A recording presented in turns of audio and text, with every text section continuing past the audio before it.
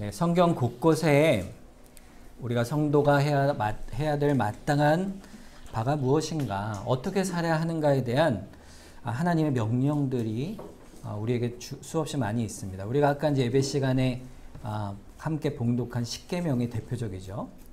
우리가 말씀을 배운다는 것은 하나님이 우리에게 원하시는 바가 뭔지를 듣는 거예요. 그래서 그것을 따라서 사는 겁니다. 그런데 어떨 때는 이 명령이 지킬 만한 것이 있는데, 어떨 때는요 도저히 지킬 수 없을 것 같은 그런 명령들이 있어요. 그게 오늘 이제 본문 14절 말씀입니다. 너희를 박해하는 자를 축복하라. 축복하고 저주하지 말라 그랬어요. 하나님께서 명령을 주실 때 얼마나 강조하냐면요, 우리를 박해하는 자, 누가 박해하는 자겠어요? 우리가 그리스도의 제자로 살아가는 동안에 그리스도를 미워하고 박해하고 또 대적하고 또 우리를 향해서 욕하고 박해하고 우리를 핍박하는 사람들을 말하는 것이죠. 그런데 그 사람들에게 어떻게 하라고 되어 있냐면 3번이나 강조하세요. 축복하라, 또 축복하라, 또 반대말이긴 하지만 저주하지 말라. 이렇게 3번을 반복해서 지금 우리에게 하나님의 말씀을 우리에게 명령을 하시고 계세요. 복음을 대적하고 교회를 대적하고 그리스도인으로 살아가는 자들을 회방하고 핍박하는 모든 자들을 향해서 저주하지 말고 도리어 축복을 하라. 이거 너무 이상적이잖아요. 그죠? 그러니까는 적당히 하면 되지, 뭐 적당히 거리를 두지, 뭐 그래, 뭐 저주까지 할 거 있어, 그냥 가만히 있지, 뭐 이렇게 이 정도로 타협하는 그런 말씀이 아닙니다. 오늘 말씀은. 여러분, 이 말씀 우리가 어떻게 따를 수 있을까요? 도대체 우리가 어떻게 따를 수 있을까? 그것은요, 우리가 지난번도 말씀드렸지만 우리 주일학교에서도 설교했고 장년부에서도 설교했는데, 우리가 어떤 자이기 때문이냐면 다시 태어났기 때문이다 그랬어요. 그걸 뭐라고 했죠? 거듭났다, 이렇게 말했죠. 우리가 거듭났기 때문이에요. 다시 태어났다는 건요, 처음에 우리가 이 땅을 살아갔던 모습하고 똑같으면 다시 태어났다고 할 수 있을까요? 아니죠. 반드시 변화가 있기 때문에 다시 태어났다고 말하는 것입니다. 어떻게 변할까요? 에베소서 4장 13절에 보면 우리가 다 하나님의 아들을 믿는 것과 아는 일에 하나가 되어 온전한 사람을 이루어 그리스도의 장성한 분량에 충만한 데까지 이른다 그랬어요. 우리가 변하는 방향이 있는데 어디로 변해요?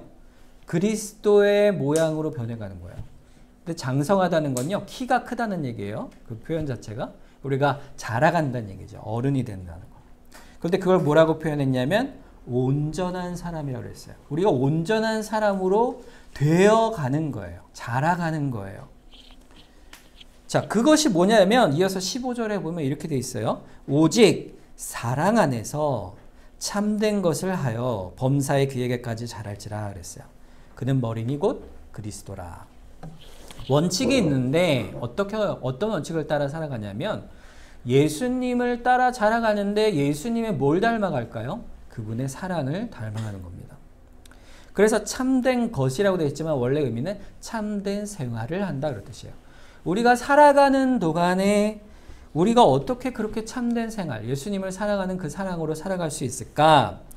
그것은요, 우리가 거듭나면 약속을 주세요. 그 약속이 뭐냐면 반드시 하나님께서 우리를 그렇게 변화되도록 도우신다는 약속이에요. 그래서 우리가 거듭난다, 하나님께서 우리를 거듭나게 한다라는 것은요, 우리를 그렇게 되도록 도와주신다는 약속이 포함되어 있어요. 그래서 우리가 그 주님의 말씀에 순종할 수 있는 힘을 주시고 능력을 주시는 거예요. 어떻게 우리가 그걸 할 수 있어요? 우리 4명의 갈등이 있잖아요. 보세요. 우리가 어떻게 그런 일을 할까요? 어떻게 우리가 박해를 하고 원수잖아요. 원수를 어떻게 사랑할 수 있을까요? 우리 마음에는요, 항상 그런 반대하는 마음이 들어있어요. 저는 그거 도저히 못하겠어요. 저 사람만 보면 마음이 울렁울렁하고 도대체 화가 나서 억울해서 도대체 저 사람을 제가 어떻게 축복합니까? 용납을 못하죠. 우리의 타락한 본성이, 옛사람의 모습이 우리를 억울하게 하고 까닭없이 우리를 박해하는 자를 용납 못합니다. 그럼 어떻게 해야 돼요? 우리 마음에 똑같은 마음이 있어요. 갚아줘야죠. 갚아주는 거. 복수를 해야 돼요. 복수. 누구나 우리의 똑같은 마음이 다 있어요. 나에게 해코지라면 그만큼 갚아줘야 돼요. 최소한. 그런데 한번 생각을 해보세요. 이 세상에 너무너무 착한 사람이 있어서 이 사람은 그 마음이 너무 착하고 부드러워서 누가 나한테 해코지를 해도 그 사람한테 복수하지 않는 성정을 가진 사람이 있다고 쳐봅시다. 굉장히 훌륭한 사람 아니겠어요? 그런 사람은 그런다 할지라도 우리 스스로 그런다 할지라도 우리 마음속은 그렇지 않다는 거예요. 마음속은 어떤지 아세요? 그러나 에이 쫄딱 망했으면 좋겠다. 에이 저러면 잘 되겠어? 분명히 벌 받지? 이런 마음이 우리 속에 있다는 거예요. 하나님 저 사람이 저에게 이렇게 했는데 저 억울해요. 하나님 갚아주세요. 이게 우리 마음 아닙니까? 악인을 놔두시면 돼요? 재앙을 내리셔야죠. 벌 주세요. 그런데 오늘 본문 말씀이 우리에게 뭐라고 말씀하고 있냐면 그런 마음을 갖기는커녕 도리어 그들을 축복하라 그랬어요. 축복하라. 저주하지 말라. 이건 정말로 우리로서는 할 수 없는 일입니다. 여러분 내가 미워하는 사람이 있으면 어떻게 해요? 가다가 넘어져라. 사고나 당해라. 어떨 때는 확 죽어버려라. 이렇게까지 생각할 수 있지 않습니까? 우리가? 그런데 그러지 말라. 이렇게 말씀하고 있어요. 우리 너무 쉽게 그런 마음 갖잖아요. 그걸 참아내라 말씀하는 겁니다. 아니 도대체 왜 하나님께서 이런 명령 우리에게 주실까? 나는 할 수 없는 일인데 하나님 도대체 왜 이렇게 감당할 수 없는 명령 우리에게 주십니까? 그럴 때는요 여러분 먼저 물어보세요. 하나님께. 물어보셔야 돼요. 계속 물어보세요. 하나님 왜 이런 명령을 저에게 주십니까? 오늘부터 한 달간 계속 그 기도를 하면은 물어보세요. 계속 물어보세요. 하나님 저를 박해하는 자를 축복하라고요? 저는 이해할 수 없습니다. 그럼 딱 떠오르는 사람이 있을 거 아니에요, 여러분에게? 여러분을 박해하는 분 누가 있어요? 미워하는 분이 있을 거예요. 없는 사람도 분명히 있으시겠지만 마음에 탁 떠오르는 사람이 있으면 여러분 왜 그를 축복하라 하십니까? 기도하세요. 기도해 보세요. 그러면요 답이 금방 나옵니다. 답이 금방 나와요. 첫째는요 내가 할 수 없기 때문이에요. 첫째는 내가 할 수 없는 일이기 때문에. 그래서 하나님이 우리에게 하라 명하신 겁니다. 하나님이 그것을 우리의 신앙의 의무로 우리에게 명하시고 명해 주신 이유는 그것은 하나님께서 이렇게 명령해 주시지 않으면 절대로 우리에게는 그런 일이 이루어지지 않기 때문이에요. 그게 첫째 이유예요. 우리 스스로는요 그들을 축복할 수 없어요. 하나님께서 그렇게 명령해 주셔야만 되는 거예요. 그걸 주시지 않으면 우리가 절대로 그렇게 할 수가 없기 때문이에요. 그걸 기억하시기 바랍니다. 우리는 그럴 수가 없어요. 하나님의 뜻이란 뭘까요? 하나님의 뜻은요 절대로 박해하는 자를 축복하고 저주하지 않는 거예요. 그게 하나님이 우리에게 기뻐하시는 뜻입니다. 하나님께서 우리에게 그것을 절대로 행하지 않도록 우리를 행하도록 명령을 먼저 우리에게 주신 거예요. 우리로 하여금 그러면 그 얽매여서 그 법에 얽매여서 어쩔 수 없이 그렇게 하게 해주시는 걸까요? 아니에요. 그 이유가 뭐냐면 그 우리에게 명령을 주실 때 그것을 지키게 하시는 목적이 있어요. 그것은 바로 우리를 사랑하시기 때문이에요. 우리를 사랑하시기 때문에 이 명령을 주시는 겁니다. 여러분 하나님 저 이거 못하겠는데요. 제가 할 수 있습니까? 라는 깊은 탄식을 가지고 하나님 앞에 우리가 엎드려 나아가면요. 하나님께서 크신 은혜로 우리가 깨닫고 또 우리가 경험하는 은혜를 베풀어 주세요. 하나님께서 이 명령을 우리에게 신앙적 의무로 우리에게 주시는 것은요. 바로 하나님이 사랑하시는 우리의 영적인 그 모습이 연약하기 때문에 그렇습니다. 우리 마음의 깊은 뿌리 속에 부패한 증오심이 항상 있기 때문이에요. 그래서 악한 감정이 있고 보복하고 싶은 마음이 있고 미워하는 마음이 있고 원수 짓기를 좋아하는 마음이 우리에게 있기 때문에 그것은 중생, 다시 태어난 사람도 마찬가지예요. 옛 본성이 우리 속에 아직 흔적이 남아있기 때문에 하나님께서 그걸 지키라 명하신 거예요. 이 명령을 우리가 받아서 듣고 알므로 자신을 돌아보게 하시는 거예요. 하나님의 도우심을 구하게 하시는 거예요. 그 기도가 없으면 우리는 틀림없이 우리 마음대로 행하게 해요. 어떻게 해요? 보복하고 미워하고 그래서 상처를 주고 행동하게 됩니다. 그러니까 복수는 계속 복수를 낳아요. 그럼 복수가 복수를 계속 낳으면 뭐가 되는지 아세요? 전쟁이 되는 거예요. 전쟁. 지금 이스라엘과 팔레스타인 간의 전쟁이 있죠. 근데 사실 이건요. 서로 피를 흘리는 전쟁이에요. 복수가 복수를 낳는 거예요. 결국 그러면 뭐가 되냐면 악이 세상에 승하게 돼요. 악한 일이 가득 차게 돼요. 하나님은 그것을 전혀 기뻐하지 않으세요. 그걸 미워하세요. 그래서 하나님은 우리의 성정, 우리의 마음을 너무 잘 아세요. 그래서 그 마음을 주의 말씀을 따라 하나님의 도우심으로 따라 살아가도록 우리에게 그걸 이끌어 가시기 위해 명령하시는 거예요. 그것을 내려놓게 하십니다. 그리고 도리어 내려놓은데 그치면 우리가 마음을 비우잖아요. 비우면 다른 걸로 막 채워져요. 그러니까 그 가운데 저주하는 일을 버리되 그곳에 축복하여 채워 넣으라 그런 거예요. 여러분 미워하는 사람을 축복하면요 어떤 일이 벌어지는지 아세요? 축복하면요 우리 마음에 그 사람을 불쌍히 여기는 마음이 생겨요. 이상하죠? 여러분 한번 해보세요.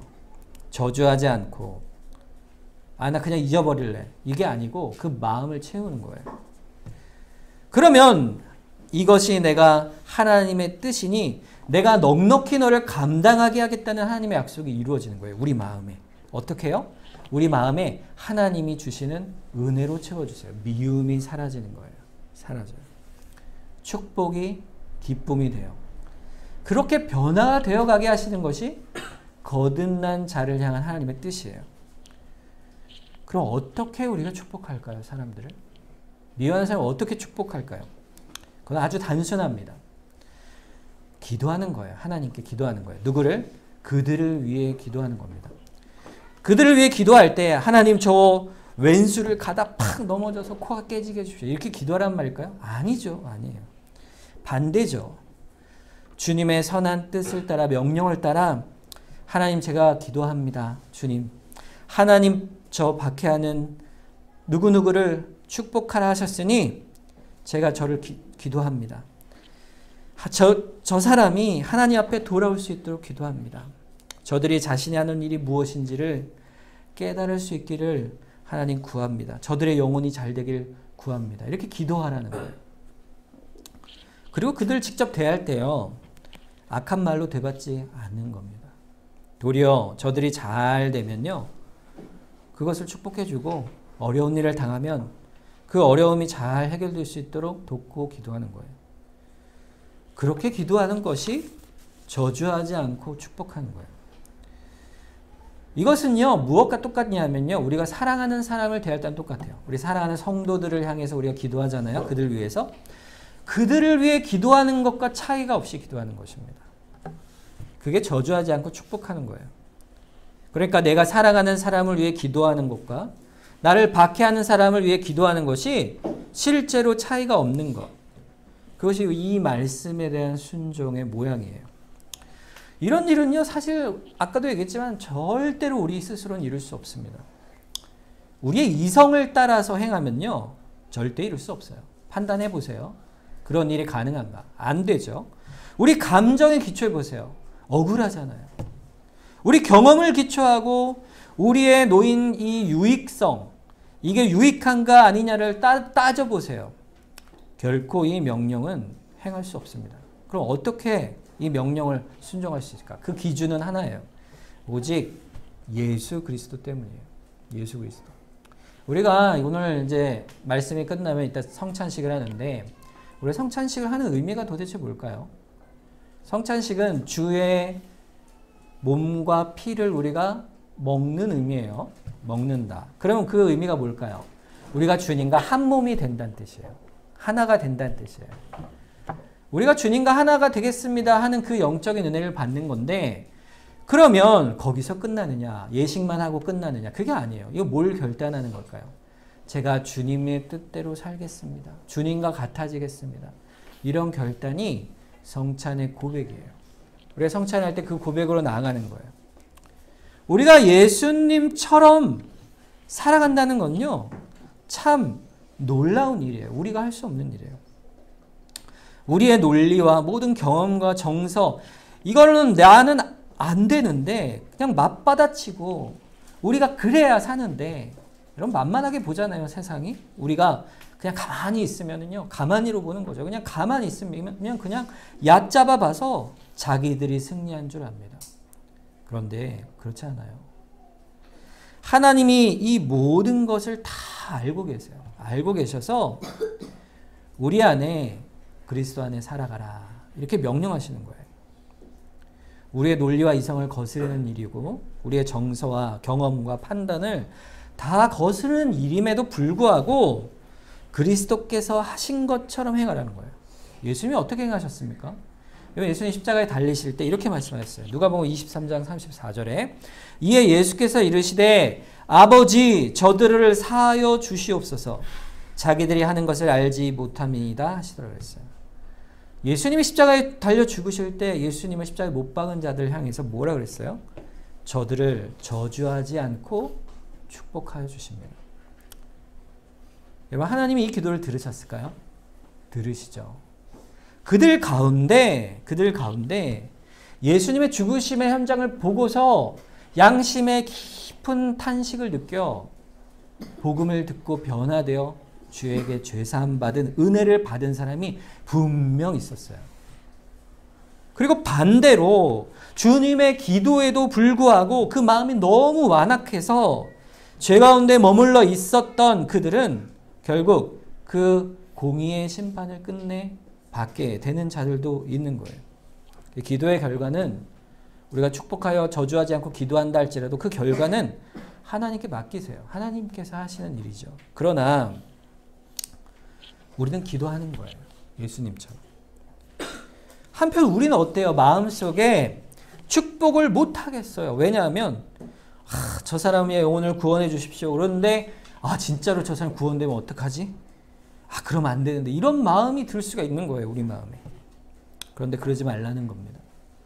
나를 박해하고 예수를 믿는 신앙을 박해하는 저자라도 구원받는 일이 있으면 그것이 은혜요, 감사요, 찬송임을 고백하는 거예요. 그럼에도 불구하고 그 영혼을 놓고 기도하면 우리 마음에 그 영혼을 향한 그리스도와 같은 마음이 생기는 거예요. 어떤 마음? 불쌍히 여기고 긍휼히 여기는 마음이 생기는 거예요. 그리고 그 마음에 그가 돌아오면 얼마나 크게 기쁨이 있겠어요. 그것이 주님의 마음입니다. 그러니까 예수 그리스도의 긍휼과 사랑이 우리 속의 열매로 나타나는 거예요. 그런 사람이 또 누가 있는지 아세요? 스데반 집사님이에요. 스데반 집사님. 사도행전 7장 59절에서 60절에 보면 그들이 돌로 스데반을 치니 스데반이 부르짖어 이르되 주 예수여 내 영혼을 받으시옵소서 하고 무릎을 꿇고 크게 불러 이르되 주여 이 죄를 그들에게 돌리지 마옵소서 이 말을 하고 자니라 그랬어요. 예수님의 십자가의 기도와 똑같은 기도를 하고 있죠. 여러분, 인간의 논리나 감정이나 정서, 경험, 이거를 기초해서는요, 이러하니 이것이 맞고 유익하다, 이렇게 해라, 이런 말씀이 아닙니다. 이 말씀은 그리스도 안에 있으므로 이것을 행해라, 저주하지 말라, 축복하고 도리어 그들 위해 기도하라, 이렇게 말씀하는 거예요. 그럼 우리에게 무슨 유익이 도대체 있을까요? 여러분, 첫째는요, 우리가 믿음의 시각으로 사람을 보게 돼요. 여러분, 세상을 볼 때 사람들 만나면요, 신앙을 가진 사람들의 믿음의 시각이 있어요. 자, 어떤 시각이 생기냐면요, 첫째는 그들을 향해 불쌍한 마음을 갖게 돼요. 미워하는 마음이 아니고 불쌍한 마음. 어떤 불쌍한 마음이냐면 그들이 하나님의 복음을 박해하고 미워하는 일을 행하면 결국 마지막 심판 때, 하나님의 심판 때 그들이 받을, 마귀와 함께 받을 그 심판을 바라보는 거죠. 그들의 붙들린 영혼을 불쌍히 여기는 거예요. 그래서 돌이키길 구하는 거예요. 두 번째는요, 우리를 보는 거예요. 우리의 영혼을 보는 거예요. 두 번째로 우리는 오히려 그 박해를 당하는 상황 속에서 오히려 하나님께서 상이 크다 하신 약속을 믿는 겁니다. 베드로전서 1장 6절과 7절에 보면 그러므로 너희가 이제 여러 가지 시험으로 말미암아 잠깐 근심하게 되지 않을 수 없으나 오히려 크게 기뻐하는도다. 너희 믿음의 확실함은 불로 연단하여도 없어질 금보다 더 귀하여 예수 그리스도께서 나타나실 때 칭찬과 영광과 존귀를 얻게 하신다. 이 말이 뭡니까? 우리의 소망이에요. 우리가 나중에 결국 주 앞에서 칭찬과 영광과 존귀를 받을 것이라. 마태복음 5장 10절과 12절에서는 의를 위하여 박해를 받는 자는 복이 있나니 천국이 그들의 것임이라. 나로 말미암아 너희를 욕하고 박해하고 거짓으로 너희를 거슬러 모든 악한 말을 할 때에는 너희에게 복이 있나니 기뻐하고 즐거워하라. 하늘에서 너희의 상이 큼이라. 너희 전에 있던 선지자들도 이같이 박해하였느니라 그랬어요. 하나님 나라의 백성 되는 그 사람의 모습이 어떠한가를 말씀하는 팔복 가운데 맨 마지막 말씀이죠. 그리스도의 은혜 안으로 들어오면 반드시 우리가 복음으로 인해서 부딪히고 핍박받는 상황이 있어요. 우리 삶에. 여러분 초대교회 때는요. 이 박해가 너무너무 심해서 이 박해에서 받는 하나님의 그 상급에 대한 말씀이 너무 크게 다가왔죠. 사실 우리는요. 이런 박해들이 실제로 우리 삶에서 있을 수도 있고 그리 많지 않을 수도 있습니다. 그러나 있어요. 각자 있습니다. 여러분 일상 속에 가정과 혹은 직장과 개인의 선택 속에서 예수를 믿는 신앙 때문에 감당해야 될 손해가 여러분에게 크게 있다면, 얼마나 있다면, 또 그 아픔이나 상처가 여러분에게 있다면, 여러분이 그걸 겪고 있다면 여러분에게 이 말씀이 위로가 되는 거예요. 하늘에서 상이 있다. 너희의 복이 있으니 도리어 기뻐하고 즐거워하라. 하늘의 소망이 너희에게 있다. 말씀하고 있어요. 그럼 하늘에만 소망이 있습니까? 그럼 이 땅에서는 맨날 고통만 당하라고요? 그렇지 않습니다. 이 땅에 사는 동안에도 우리에게 위로와 평안을 주신다고 했어요. 여러분 미워할 만한 사람을요 막 미워하면요 여러분 시원할 것 같죠? 기쁠 것 같죠? 여러분 복수하면은 즐겁습니까? 그때는 시원할지 모르죠. 당신은요.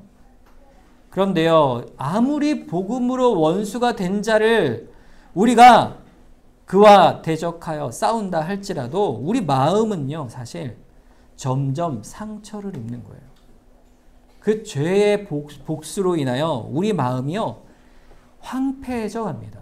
여러분 복수는요 시원하지만 그 이후에 우리의 마음은요 점점 악으로 치닫게 되어 있어요. 상처로 이루어져 가요. 오늘 말씀이 주님은 그것을 다듬어 가시는 거예요. 그리하지 말라. 저주하지 말고 축복하라.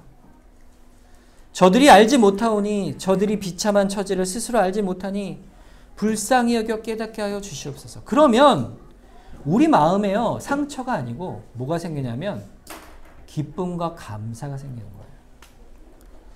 우리의 영혼을 보호해 주시는 거예요. 하나님께서. 여러분 우리가요 겉으로 볼 때는 박해를 받는 것이 고통처럼 보이지만 우리의 영혼이 잘 되는 일이에요. 앞으로 우리의 삶도 평안해질 수 있는 길이에요. 이 땅에서 큰 평안과 기쁨과 위로를 주시는 명령이 뭐예요? 저주하지 말고 기도하여 축복하라. 이겁니다. 여러분 세상 사람과 우리가 구별되는 구분성이 뭐가 있어요? 여러분 신자이신데 여러분 어떻게 여러분과 세상 사람이 다릅니까? 어떻게 구별돼요? 어떻게 여러분이 거룩해집니까? 아, 저 사람 참 다르네. 저 사람은 뭔가 좀 달라. 남들보다 좀 착하네. 이것도 도덕성을 가진 것도 그들 중 하나겠죠. 그 모습 중에 하나겠죠. 그런데요. 세상 사람과 우리가 구별되는 거룩성이 드러나려면 세상이 못하는 일을 하는 거예요. 여러분. 세상이 못하는 일. 그게 뭐냐면 마태복음 5장 13절에서 15절입니다. 16절이에요.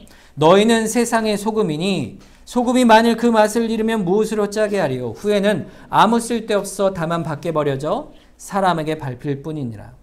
너희는 세상의 빛이라. 산 위에 있는 동네가 숨겨지지 못할 것이요. 사람이 등불을 켜서 말 아래 두지 아니하고 등경 위에 두나니 이러므로 집안 모든 사람에게 비치느니라. 이것이 너희 빛이 사람 앞에 비치게 하여 그들로 너희 착한 행실을 보고 하늘에 계신 너희 아버지께 영광을 돌리게 하라 그랬어요. 사랑하는 교우 여러분, 하나님께 영광을 돌리게 하는 그 일. 세상이 보고 와 빛이구나. 와 소금이네. 부패함을 막는 소금이구나. 그것이 어떤 것이냐 할 때 착한 행실이라고 그랬어요. 여러분 착한 행실이 뭐냐면요. 그들에게선 찾을 수 없는 거예요. 어둠 가운데는 없는 빛된 모습이에요. 그들을 부패하지 않게 하는 소금의 모양이에요. 그게 하나님의 명령을 따르는 거룩함이라는 거예요. 그들과 전혀 다른 거예요. 근본에 달라요. 왜냐하면 여러분 십계명 보세요. 부모를 공경하고 살인하지 않고 도둑질하지 않고 간음하지 않고 이런 거 다 세상 사람도 똑같이 그것을 행하면 착하다 해요. 그런데 우리는요 다른 게 있어요. 근본이 달라요. 하나님을 사랑하고 이웃을 사랑하는 사람이에요. 마태복음 5장 43절과 44절에 보면 또 내 이웃을 사랑하고 내 원수를 미워하라 하였다는 것을 너희가 들었으나 원래 어떻게 해요? 이웃을 사랑하고 원수는 미워하라 이렇게 들었지만 나는 너희에게 이르노니 너희 원수를 사랑하며 너희를 박해하는 자를 위해 기도하라. 오늘 말씀이죠. 성도의 삶이 다른 것이 거기에 있는 거예요. 성도의 삶의 원리는 좋아하는 사람을 사랑하고 미워하는 사람을 미워하는 데 있지 않다. 이 말씀이에요. 여러분 십계명을 잘 보세요. 십계명을 볼 때 거짓말하지 않는 거예요. 누구에게도 미워하는 사람에게도. 여러분 살인하지 않는 거예요. 누구라 할지라도 미워하는 자라 할지라도 날 박해하는 자라 할지라도 그 재산을 빼앗지 않는 거예요. 내가 미워하고 원수 같은 자라 할지라도. 사랑의 원리는 말하자면 원수를 사랑하는 데 있다. 이렇게 주님이 선포하시는 겁니다. 이건 세상엔 없는 거예요. 세상엔 없는 거예요. 어둠과 빛이 구별되듯이 우리가 세상과 구분되는 것은요. 그렇게 변해가는 데 있는 거예요. 변해가는 데. 여러분 그거 너무 어려울 것 같죠? 그런데 하나님이 그렇게 우리를 하시겠다 약속하셨어요. 그걸 행하도록 불러내셨어요. 그럼 그걸 어떻게 행해 갑니까? 그 경험을 하게 하시는 곳이 어디예요? 교회예요. 교회. 여러분 교회에 오면요. 여러분 전에 알던 분도 계시지만 전혀 모르고 내가 평소에 알았다면 알 수도 없는 분들이 여기 모인 거예요. 그렇죠? 그럼 여러분들이 여기 와서 왜 서로를 사랑하십니까? 그것은요. 하나님께서 우리를 하나로 묶어주셨기 때문이에요. 오늘 본문 15절에 보세요. 즐거워하는 자들과 함께 즐거워하고 우는 자들과 함께 울라. 이게 무슨 말이에요? 서로를 먼저 형제를 사랑하는 거예요.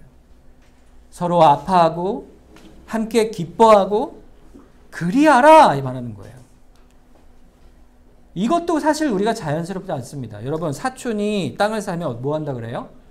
배가 아프다 그러죠. 요즘은 그 말도 바뀌었다 그러더라고요. 사촌이 땅을 사면 좋아한대요. 왜 좋아하는지 아세요? 나한테 와서 손 안 벌리니까. 나한테 피해 안 줄 거네? 아 좋다. 이렇게 된대요. 그럼 그거 더 나쁘죠. 더 나쁜 거죠. 여러분 우리 마음이 부패했기 때문에 그래요. 관심이 없는 거죠. 나에게 피해 안 주면 좋겠다. 즐거워하려면요. 그러면 어떻게 해야 돼요? 16절 말씀이에요. 16절. 서로 마음을 같이하여 높은 데 마음을 두지 말고 도리어 낮은 데 처하여 스스로 지혜 있는 채 하지 말라. 첫째는요. 마음을 같이 하려면요. 교만하지 않는 거예요. 두 번째는 겸손한 거예요. 우리가 계속 반복해서 말씀하는 거죠. 여러분 서로 같이 마음을 한다는 것은요. 그 사람보다 낮아지는 거고 그 사람보다 높아지지 않는 거예요. 우리 성도들이요. 사실 좀 이런 게 있죠. 약간 낯을 많이 가립니다. 저희가 좀 내성적이라. 우리 교인들이 좀 그런 게 있어요. 저도 좀 그런 편이라. 그래서 성도들 가운데 서로 이렇게 마음은 큰데 이렇게 좀 이렇게 다가가기 좀 이렇게 쭈뼛쭈뼛하는 경우도 있어요. 그런데 오늘 말씀이 뭐라 그러냐면 그걸 극복하는 거예요. 극복하는 거예요. 서로를 관심 가지는 거예요. 기뻐하는 일이 있으면 같이 기뻐하고 또 슬퍼하는 일이 있으면 같이 슬퍼하고 도움을 주는 것입니다. 결국 16절이 있어서 15절이 있는 거죠. 그런데 이렇게 교회 안에서 경험이 있어야만 어떻게 된다고요? 밖에 나가서 나를 박해하는 사람을 축복할 수가 있는 거예요. 여러분 이것이 없이 어떻게 밖에 나가서 축복을 할 수 있겠어요? 이게 연결되어 있습니다. 먼저 교회 안에서 사랑하지 않는 자는요. 밖에 나가서도 사랑할 수 없어요. 우리 세상에 있는 교회는 다 연약합니다. 그래서 우리가 이 일을 경험하지 않고 해보지 않고는요. 할 수가 없어요. 교회는 실로 소중해요. 그래서 영적 경험을 그렇게 하게 하는 거예요. 서로 사랑할 수 있게 해줘요. 그래서 그리스도 안에 자라가게 하는 곳이 교회예요. 그래서 장성한 분량 온전한 사람으로 되어가서 세상에서 나를 박해하는 자들조차도 그리스도께서 기도할 수 있게 하시는 거예요. 요한일서 4장 19절 20절에 보면요. 우리가 사랑함은 그가 먼저 우리를 사랑하였습니다. 누구든지 하나님을 사랑하노라 하고 그 형제를 미워하면 이는 거짓말하는 자니 보는 바 그 형제를 사랑하지 아니하는 자는 보지 못하는 바 하나님을 사랑할 수 없다 그랬어요. 눈에 보이는 형제를 사랑하지 못하면 원수를 어떻게 사랑하겠습니까? 심지어 눈에 보이는 형제를 사랑하지 못하면 하나님을 어떻게 사랑할 수가 있겠어요? 먼저 눈에 보이는 형제를 사랑하는 것, 그것이 성도가 되어져가는 그리스도의 장성한 분량의 모양입니다. 여러분 교회와 세상은요 분리되어 있지 않아요. 우리가 살아갈 때 주일에는 나와서 예배드릴 때 교회 안에 있어서 서로 아주 즐겁고 기쁘고 사랑하지만 밖에 나가면 돌변해서 세상 사람처럼 똑같이 원수를 갚고 보복하고 싸우는 걸 즐기고 그런 자가 되면 아무 소용이 없다는 겁니다. 아무 소용이 없다는 거예요. 여러분 우리가 어떤 사람입니까? 이제 거듭났죠. 거듭났기 때문에 이제 우리는 그런 사람이 아닌 거예요. 아직 그런 모습이 우리가 남아있지요. 그런데 하나님께서 약속하셨어요. 반드시 너희를 장성한 분량, 온전한 사랑, 그리스도의 모양으로 변화시켜 주겠다. 우리가 그걸 믿는 겁니다. 믿고 감사하고 그 연단 앞에 하나님 앞에 나아가는 거예요. 기도하는 거예요. 그럼 하나님이 어떻게 하시겠다 그랬어요? 힘을 주시겠다. 도우시겠다. 그리고 그걸 믿고 나아가는 거예요. 여러분 우리가 한 해 동안 살아온 인생이 우리가 오늘 추수감사절이라 감사할 제목이 뭐가 있을까? 오늘 본문 말씀을 우리가 기억하면서 생각해 보면요. 하나님이 우리에게 주신 많은 은혜가 있죠. 건강도 주셨고 또 평안도 주시고 내가 원하는 것도 이루게 하시고 기쁜 일들도 많지만 반면에 고난도 주세요. 사람과의 관계 어려움, 박해를 겪는 일도 있었을지 모르겠어요. 아니면 지금 건강의 문제로 심히 어려운 분도 계시고 또 여러 상황에 닥치는 스트레스들이 나를 어렵게 할 때가 있어요. 그런데 우리가 거기서 감사할 게 뭐가 있을까요? 그럼에도 불구하고 하나님께서 나를 놓지 않으시고 그리스도의 사람으로 이 모든 일을 지금까지 감당할 수 있도록 잘할 수 있도록 우리를 감당할 수 있는 힘을 주심에 감사하는 겁니다. 그것을 이겨내서 결국에는 하나님의 선한 섭리 가운데 우리를 하나님의 나라로 이끄실 그 일에 바라보고 감사하는 거예요. 소망하고 감사하는 거예요. 오늘 그 감사가 우리에게 있는 겁니다. 오늘 말씀 우리가 기억하면서 이 시간 잠깐 합심해서 한번 기도하겠습니다.